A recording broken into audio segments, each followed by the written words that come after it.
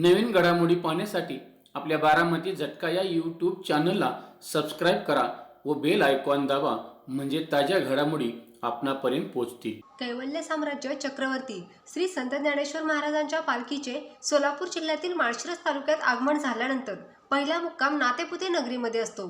यावेळी पालखी सोहळ्यासाठी येणाऱ्या वारकऱ्यांना शिवप्रसाद उद्योग समूहातर्फे मोफत लस्सी वाटप करण्यात आली।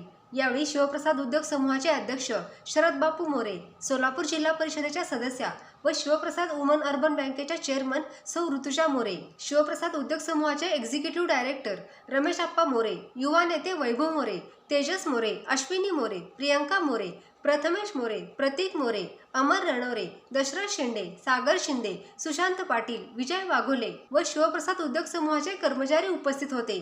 पायी वारी पालखी सोहळा नातेपुते नगरीमध्ये आल्यानंतर भाविकांना उन्हाचा झटका सुरू असताना शिवप्रसाद उद्योग समूहाच्या थंडगार लस्सीने भाविकांना दिलासा मिळत होता। जवळपास 10,000 भाविकांना मोफत लस्सीचे वाटप करण्यात आले।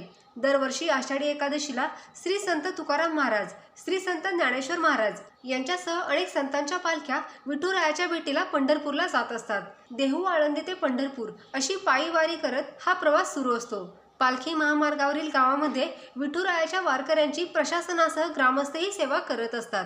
अन्नदान, पाणी वाटप, मोफत औषध वाटप, चहा, नाश्ता अशा अनेक सेवा सुविधा या वारकऱ्यांसाठी असतात। अशाच पद्धतीने शिवप्रसाद उद्योग समूहातर्फे वारकऱ्यांसाठी मोफत लस्सीचे वाटप करण्यात आले।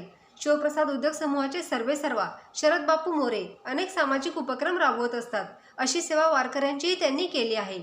जवळपास 10,000 भाविकांनी या मोफत लस्सीचा लाभ घेतला।